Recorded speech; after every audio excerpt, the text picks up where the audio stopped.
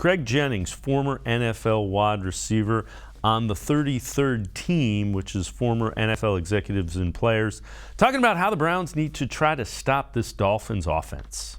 Well, I'm playing Tyreek like a gunner on special teams. I'm putting two guys on him, and he can't get off the line. I'm sorry. I'm forcing everybody else to just beat me.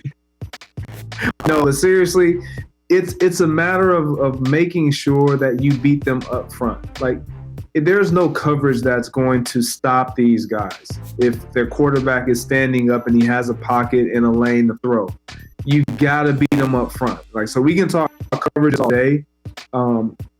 Man 55, man cover 2 man, that's probably the coverage that you would think guys could create some problem because you're in man to man, but you got safety help.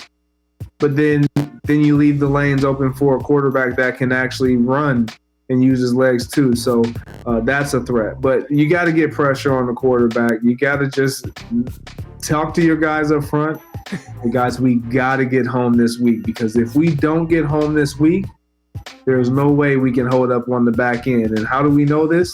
Because no one has been able to hold up on the back end when Tua has time and these two can just roam and run free.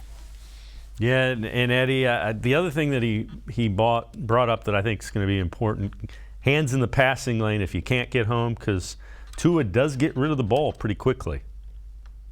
Yeah, he's one of the best in the league at getting the ball out, 3-5 step drop out. And then, like I said, Tyreek Hill catches it and then runs up the field. Jalen Waddle does the same thing, or one of them can beat you deep. So he's absolutely right. The pressure has to get home. And we saw against the Bengals, the Browns' defensive line seemed to finally get it all together. Even, some tackles got in there and got after Burrow. They sacked him, I believe, 5 times. They're going to have to do that with Tua again, and not necessarily sack him, but at least disrupt him. And as you said, the passing lanes, the hands have to be up almost at all times. Even if they can't get home to Tua, they have to get their hands up and try and deflect the ball.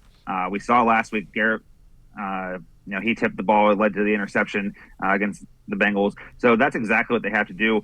This is another one of those games where if Myles Garrett can do what he did the previous week against Joe Burrow, then this team will be in good shape to slow down this offense. I don't know if like Greg Jennings, I don't know if anyone can stop them, because no one has yet.